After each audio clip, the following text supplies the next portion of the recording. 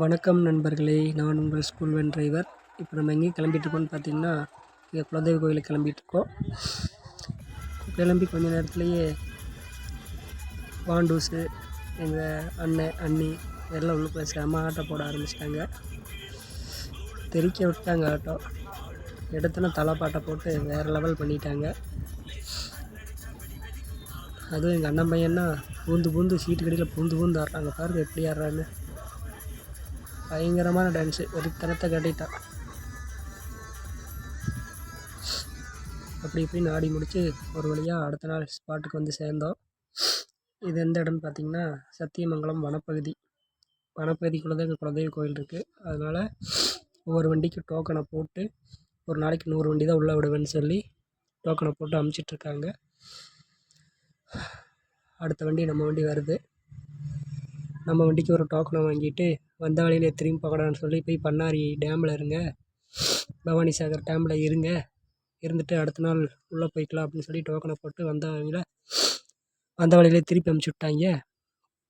சரின்னு சொல்லி போட்டு நாங்களும் டோக்கனை வாங்கிட்டு அந்த வழியாக போய் டேம்பை போய் சுற்றி பார்த்துட்டு டேமில் ஒரு குளியலை போட்டு அங்கனே ரெஸ்ட் எடுக்க ஆரம்பிச்சிட்டோம். அடுத்த நாள் காலையில் 6 மணிக்கு வாங்கடா உள்ளே போயிடலாம் அப்படின்னு சொன்னாங்க. நாங்களும் போயிட்டு அடுத்த நாள் காலையில் 6 மணிக்கு வந்து நின்றோம். அப்படி இப்படின்னு சொல்லி 7 மணிக்கு உள்ளே விட்டாங்க. உள்ளே போயிட்டுருக்கோம்.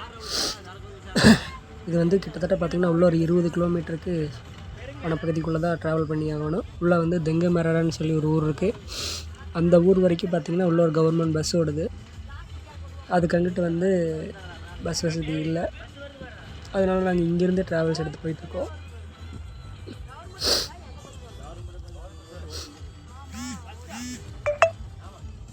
இந்த கோயில் பார்த்திங்கன்னா கரெக்டாக எங்கே அமைஞ்சிருக்குன்னா,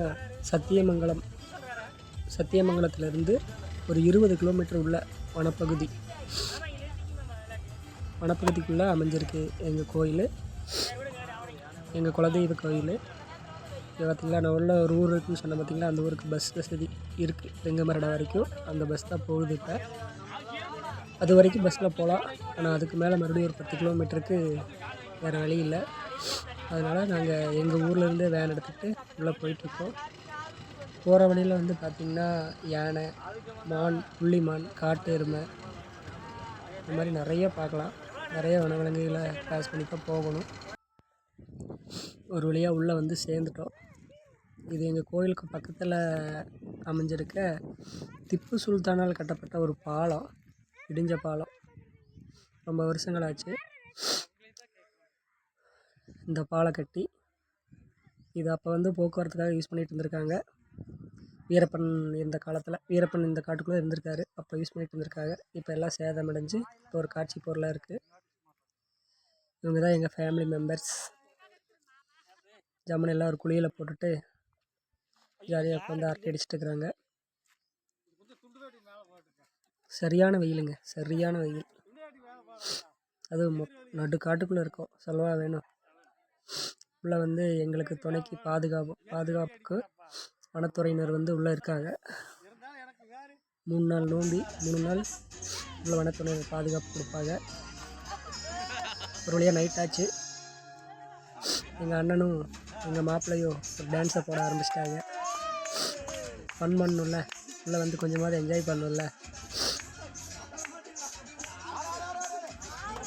நம்ம என்ஜாய்மெண்ட்டு நல்லா வளைச்சி டான்ஸ் ஆடுறாங்க.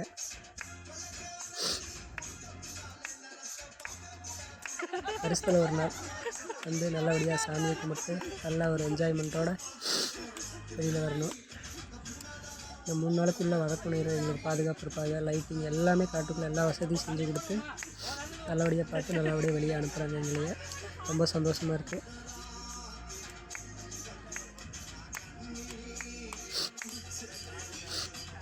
எங்கே வந்தாலும் வந்த இடத்துல என்ஜாய் பண்ணிட்டு போகணும்.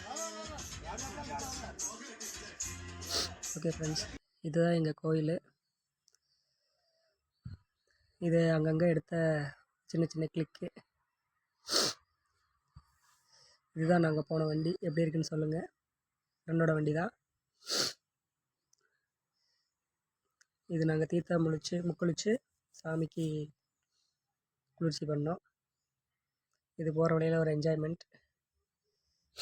இதுதான் எங்கள் குலதெய்வமான கருவண்ணராயர் உமாதேவி அவர்கள். இவங்களை பார்க்குறதுக்கு தான் நாங்கள் வருஷத்துக்கு ஒரு டைம் இவ்வளோ ரிஸ்க் எடுத்து இந்த வனப்பகுதிக்குள்ளே, அடர்ந்த வனப்பகுதிக்குள்ளே வந்து பார்த்துட்டு போகிறோம். ஆண்டவன் அருள் எங்களுக்கு எப்போவுமே நிலைச்சிருக்குன்னு சொல்லி வருடம் தவறாமல் வந்து வணங்கிட்டு போகிறோம். ஓகே ஃப்ரெண்ட்ஸ், கண்டிப்பாக ஃப்ரெண்ட்ஸ், எங்கள் குலதெய்வ கோயில் வந்து இங்கே காலடி வச்சுட்டு போனாலே அந்த வருடம் ஃபுல்லாக நல்லாயிருக்கும். ஒரு நல்ல மாற்றம் கிடைக்கும். ஃபேமிலி நல்ல ஒரு முன்னேற்றத்துக்கு போகிறதுக்கான நல்ல ஒரு வாய்ப்பு கிடைக்கும். எங்கள் குலதெய்வம் எங்களை அவ்வளோ நல்லா பார்த்துக்குறாங்க. அதனால் நாங்கள் வருடம் தவறாமல் இந்த கோயிலுக்குள்ளே வந்துட்டு போயிடுறோம். கண்டிப்பாக ஒரு வருடம் வந்துட்டு போனாலே ஒரு பெரிய மாற்றம் கிடைக்கும். ஒரு வருடம் மிஸ் பண்ணாலும் அந்த வருடத்தில் நிறைய பிரச்சனைகளை இது பண்ணுவோம். மனமார்ந்த நன்றி ஃப்ரெண்ட்ஸ்.